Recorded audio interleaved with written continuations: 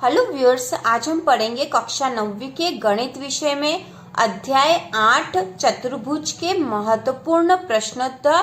तो अध्याय 8 में से 4 नंबर का एक क्वेश्चन आने वाला है, इसलिए अध्याय बहुत ही महत्वपूर्ण है। तो प्रश्न बैंक में जो इम्पोर्टेंट क्वेश्चन दिए गए हैं वह हम कर रहे हैं। और प्रश्न जो 5वां है प्रश्न बैंक में अध्याय 8 का, और इसके पहले के जो प्रश्न है सारे ऑब्जेक्टिव है और हम कर चुके हैं। यदि आपने नहीं देखे हो तो चैनल पर प्लेलिस्ट में देख सकते हो, और इसी प्रकार के और वीडियो देखने के लिए चैनल को सब्सक्राइब कीजिए। तो शुरू करते हैं।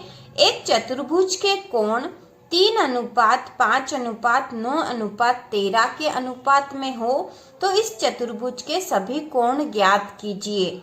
तो यहाँ पर दे रखा है कि चतुर्भुज के कोण इस अनुपात में है, 3:5:9:13 के अनुपात में, और हमें चतुर्भुज के सभी कोणों को ज्ञात करना है। तो शुरू करते हैं, इसको हल करेंगे। हम हल करेंगे तो यहाँ दे रखा है चतुर्भुज के कोणों का अनुपात।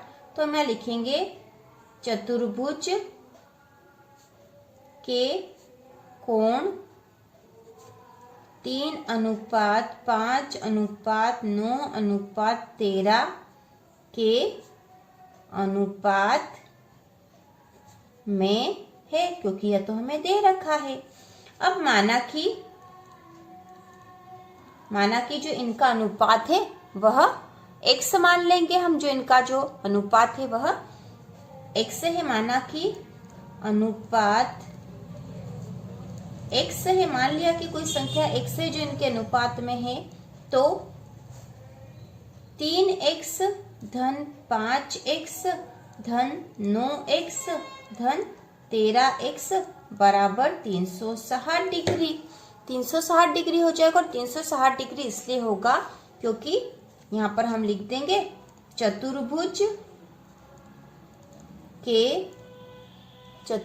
के चारों कोणों का योग।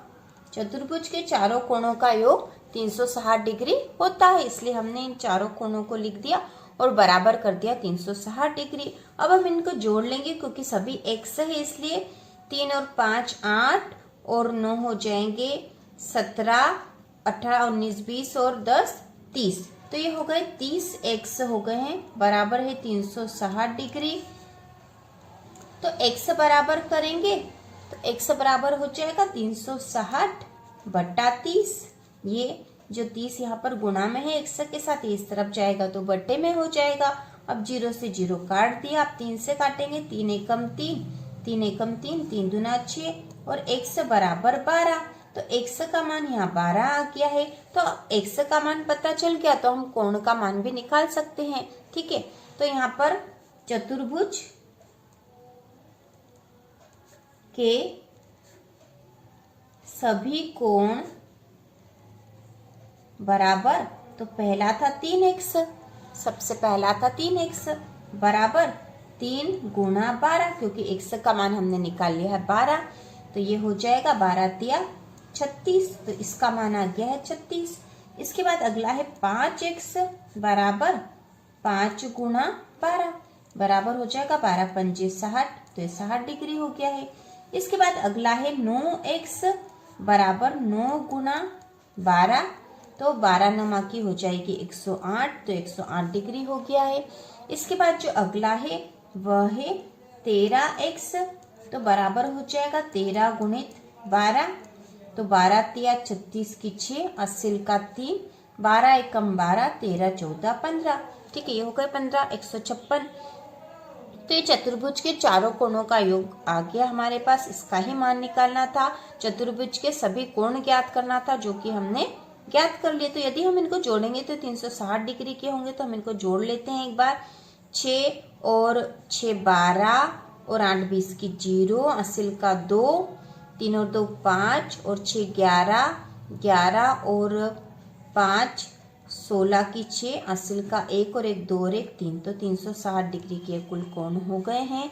तो हम लिख देंगे यहाँ पर हो जाएगा बस आंसर हमने निकाल लिए हैं। चतुर्भुज के सभी कोण ज्ञात करने थे, तो चतुर्भुज के सभी कोण हैं 36, 60, 108 और 156। ये चतुर्भुज के सभी कोण निकाल लिया। और बहुत ही आसान सा प्रश्न था क्योंकि यहाँ पर हमें अनुपात दे रखा था और हमने अनुपात मान लिया x, तो इनको x लिख दिया, इनके साथ 3x, 5x, 9x और 13x, इनको जोड़ेंगे तो 360 होगा क्योंकि चतुर्भुज के चारों कोणों का मान 360 डिग्री होता है।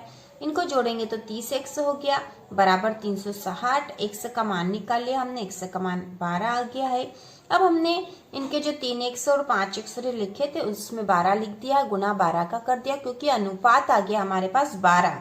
जो अनुपात था इनका वो हमने x माना था और हमने उसका मान निकाल लिया 12। अब 12 का गुना कर देंगे तो चतुर्भुज के चारों कोणों का मान आ गया है। इसके बाद अगला प्रश्न है, यदि एक समांतर चतुर्भुज के विकर्ण बराबर हो तो दर्शाइए कि वह आयत है। तो यहाँ पर हमने एक समांतर चतुर्भुज बना लिया है। अब इसके दो विकर्ण बना देंगे, ए से सी और डी से बी, और फिर बताएंगे कि वह एक आयत है। तो पहले विकर्ण बना लेते हैं, तो इसके विकर्ण बना लेते हैं सबसे पहले। तो विकर्ण यहाँ पर होंगे डी, बी से डी, यह विकर्ण हो गया है। और दूसरा विकर्ण होगा ए से सी, मिला देंगे हम, यह विकर्ण हो जाएगा इसका,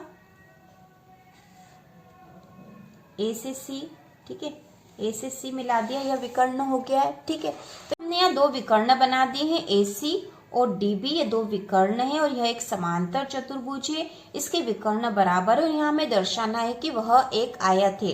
तो जब भी समांतर चतुर्भुज का एक कोण 90 डिग्री का होता है तो वह एक आयत कहलाता है। तो हमें यहाँ सिद्ध करना पड़ेगा कि इसका एक कोण 90 डिग्री का है। तो इसको सिद्ध करने के लिए हम यहाँ पे दो त्रिभुज लेंगे। पहले त्रिभुज ए बी सी मतलब ये वाला त्रिभुज, और त्रिभुज डी सी बी मतलब ये त्रिभुज। इन दो त्रिभुजों में हम पहले समानता बताएंगे और उसके बाद हम ये जो दो कोण हैं इन दो कोणों का माप हम बताएंगे और इस एक कोण को हम 90 डिग्री का सिद्ध कर देंगे, जिससे कि एक आयत कहलाएगा। क्योंकि आयत का एक ऐसा समांतर चतुर्भुज होता है जिसका एक कोण 90 डिग्री का होता है। तो हम लिखेंगे त्रिभुज ए बी सी तथा त्रिभुज डी सी बी में, इन दोनों त्रिभुजों में हम लिखेंगे, दोनों त्रिभुजों में। तो यहाँ पर जो हमें बता रखा है कि ये त्रिभुज है और ये त्रिभुज है, तो इसमें जो विकर्ण है ए सी और डी बी दोनों बराबर है, क्योंकि हमें कहा गया है कि ये बराबर है। तो हम लिख देंगे ए सी बराबर डी बी। क्यों? क्योंकि ये तो दिया है, ऐसा हमें प्रश्न में ही दिया है कि ए सी बराबर है डी बी, क्योंकि विकर्ण है। अब इन दोनों त्रिभुजों में, इन दोनों, ये त्रिभुज है और ये त्रिभुज है, तो इसमें ये जो बीसी वाली भुजा है दोनों में उभयनिष्ठ है, दोनों में ही कॉमन है। तो हम यहाँ लिख देंगे बीसी बराबर बीसी। क्यों? क्योंकि हम यहाँ लिख देंगे उभयनिष्ठ भुजा। इसके बाद जो है ए बी और डी सी, ये दोनों बराबर है क्योंकि एक समांतर चतुर्भुज है। समांतर चतुर्भुज में सम्मुख भुजाएं बराबर होती है। तो हम यहाँ लिख देंगे ए बी बराबर डी सी। इसका कारण लिखेंगे समांतर चतुर्भुज की सम्मुख भुजाएं, समांतर चतुर्भुज की सम्मुख भुजाएं, इसलिए दोनों बराबर है।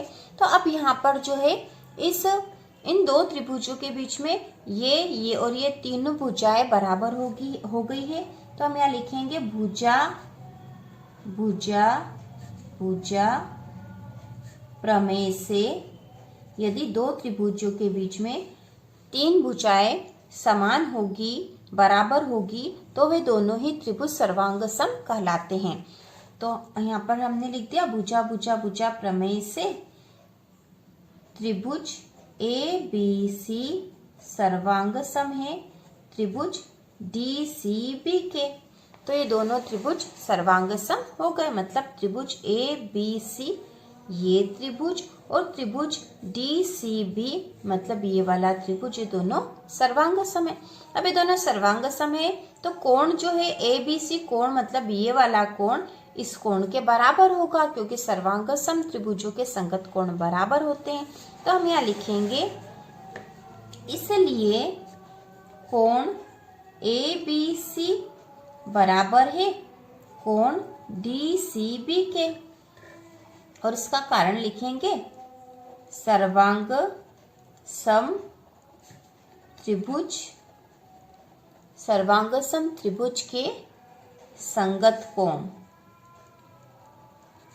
सर्वांग सम त्रिभुज के संगत कोण होने से दोनों बराबर है।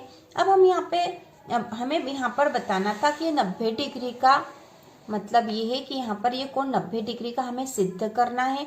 तो अब हम कहेंगे कि DC और AB दो समांतर रेखाएं थी, ठीक है। DC और AB दो समांतर रेखाएं थी जिन्हें BC एक तिर्यक रेखा जोड़ रही थी। BC इन दोनों को जोड़ती है। तो ऐसी स्थिति में यहाँ जो कोण बनेगा, ठीक है, ये जो कोण और ये वाला कोण है, दोनों कोणों का माप हो जाएगा 180 डिग्री। तो हम पहले यहाँ लिखेंगे, अब हम लिखेंगे AB समांतर है DC जिसे BC रेखा जोड़ती है, ठीक है। AB जो है DC के समांतर है जिन्हें BC रेखा जोड़ती है, या BC एक तिर्यक रेखा है जो इन दोनों को जोड़ रही है, ऐसा भी लिख सकते हैं हम। तो ऐसी स्थिति में ये वाला कोण B और कोण C का मान होगा 180 डिग्री। तो हम यहाँ लिखेंगे तिर्यक एक BC रेखा जोड़ती है, या फिर इसे तिर्यक रेखा भी लिख सकते हैं। इसलिए कोण ABC धन कोण DCB बराबर हो जाएगा 180 डिग्री। कोण ABC और कोण DCB बराबर हो गए 180 डिग्री। हमें पता है कि कोण ABC, क्योंकि अभी हमने लिखा कोण ABC बराबर है कोण DCB के, क्योंकि ये सर्वांगन सम त्रिभुज के संगत कोण है, अभी हमने लिखा था। तो ऐसी स्थिति में हम यहाँ लिख सकते हैं कि कोण ABC धन कोण DCB की जगह भी हम ABC लिख सकते हैं, क्योंकि दोनों बराबर है। कोण ABC धन कोण ABC बराबर 180 डिग्री। हमने DCB के स्थान पर ABC इसलिए लिख दिया क्योंकि दोनों कोण बराबर है, अभी हमने लिखा था। अब हम यहाँ लिख देंगे दो कोण ABC, क्योंकि दो हो गए, एक और एक दो, तो दो कोण ABC बराबर हो गया 180 डिग्री। तो कोण ABC बराबर 180 बटा 2। तो कोण ABC बराबर हो जाएगा 2 एकम 2, 2 नम 18 और 0 90 डिग्री। तो कोण ABC का मान आ गया 90 डिग्री। तो हमने यहाँ पर जो सिद्ध करना था सिद्ध कर दिया है कि समानांतर चतुर्भुज तब आयत कहलाता, एक समानांतर चतुर्भुज तब आयत होता जबकि उसका एक कोण 90 डिग्री का होता, और हमने कोण ABC को 90 डिग्री हमने सिद्ध कर दिया है, इसलिए यह एक आयत है। तो हम यहाँ लिखेंगे समानांतर चतुर्भुज का एक कोण 90 डिग्री है, तो यह एक आयत है। तो यह एक आयत है। इस प्रकार हमने सिद्ध कर दिया है कि समानांतर चतुर्भुज जिसका एक कोण 90 डिग्री का होता है वह एक आयत होता है।